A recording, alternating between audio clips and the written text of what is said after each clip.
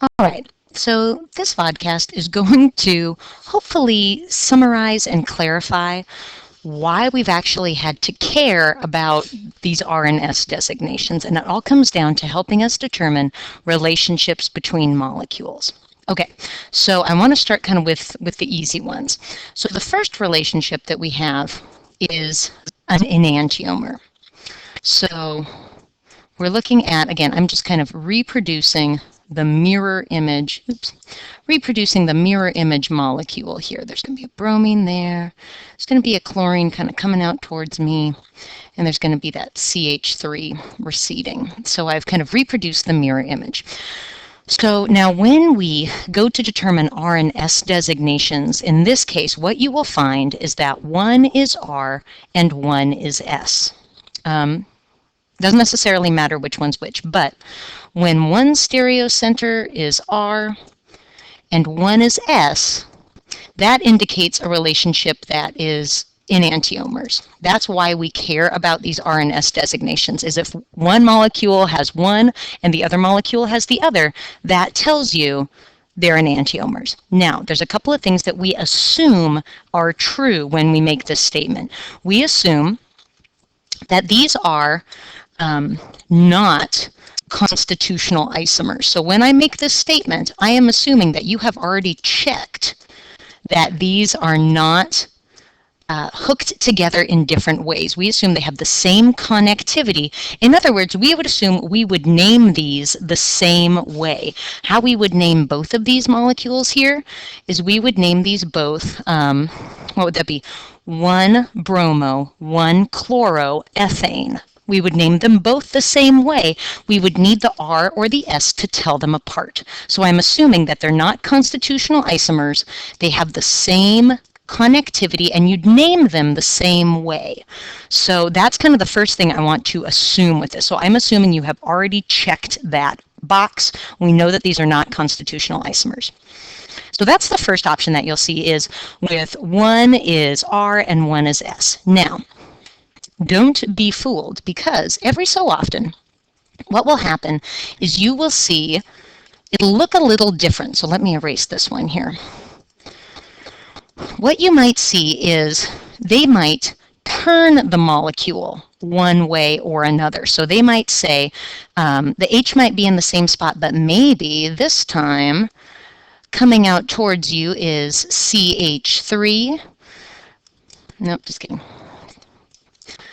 Coming out this way is Cl, and maybe coming out on that wedge is CH3, and then receding away behind you is the Br. So what you need to be aware of here is that nothing has actually moved. All that's happened is that we've spun it around, but we haven't actually broken any bonds. One thing you can picture is it's kind of spinning like a top. So when that happens, don't get messed up. Don't think that these are different molecules just because they're not drawn the same way anymore. You have to be really careful. If you find R and S with these, and you find that one is R and the other is R as well, if you find that to be true, that means these are the same molecule. Do not be fooled by things getting spun around on the paper, or maybe they rotated something. Don't let that throw you off. They're being sneaky, and don't let it mess you up. If they're the same letter, that means they're the same molecule. Again, we're assuming they're not constitutional isomers, and you'd name them the same. But if they're both R or they're both S, that means they're the same molecule. They're just drawn a little differently. Okay, for this next little bit, let me see, I'm trying to get my page extended here. For this next little bit, what we're going to do is we are going to look at when you have more than one stereocenter. There we go. When you have more than one stereocenter, things get a little more complicated. And so to save some time, I'm just going to represent a star as being a stereocenter. We are still assuming that these are not constitutional isomers, and you have checked, you would name them the same way, they're just connected differently in space. So let's look at, we have some options here. So let's say you have two molecules. This is the dividing line between the two molecules here. They're connected the same way, you'd name them the same. You find the R and S designations for the stereocenters, and let's say you find this is R and R, and this one is S and S. So again, we're talking about a molecule with two stereocenters. So picture two molecules next to each other, each with two stereocenters. When you see a relationship like this, these would be enantiomers. It's basically a mirror image of each other. And again, don't be fooled if you look at it and you say, well, that doesn't look like a mirror image. They don't look the same. They might have flipped it. They might have spun a bond around. But as long as you find the R and S designations and they're opposites, that's the relationship. That's also true if you had SS and RR. You could also see it paired up. So maybe you'd see this one, let's see, maybe this one is an RS molecule. This other one would be SR. These would also still be enantiomers. The key is that kind of the opposing stereocenter is the opposite of what its kind of corresponding stereocenter is in the other molecule. So all of those possibilities would represent enantiomers. What if, scenario number 2 here, same scenario, two molecules. What if it's RR and this one is RR? This is another case. This is the same molecule.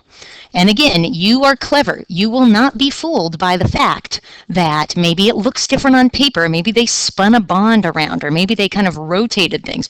Don't be fooled.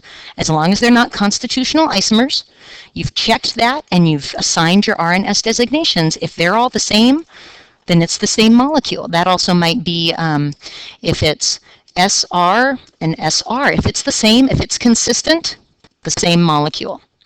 Okay, one last thing that I want to show you, and that is why we need diastereomers. So we've looked at these two categories so far. They can be enantiomers or they can be the same molecule. Let me show you why we need this other category that up until this point has probably just been seeming to make your lives a little more difficult.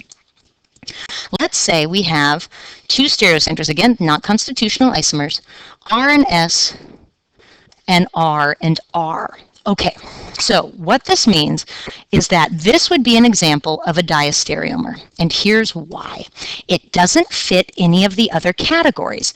These two stereocenters are the same, but these ones are different. So it can't be enantiomers because they're not mirror images. It can't be the same molecule because the bottom two stereocenters don't match up. So diastereomers are kind of what we call a two stereocenter molecule that's not an enantiomer and it's not the same molecule. It kind of has to fit in this other category. Other combinations that you might see that would be diastereomers could be, and again, you can kind of walk through all the different letter combinations. If this one is RR and this one is SR, or if this one is SS and the other one stays SR. So you can see how what will happen is one stereocenter will be the same and the others will be different. So they're not enantiomers, but they're not the same molecule either. You need this other new category. So my hope is that kind of walking through all of these options, you can see here, starting with one stereocenter, you have two options. They're either enantiomers or they're the same molecule. Once you add two stereocenters, you can see all three options present, if they're enantiomers, the same molecule, or if they are diastereomers.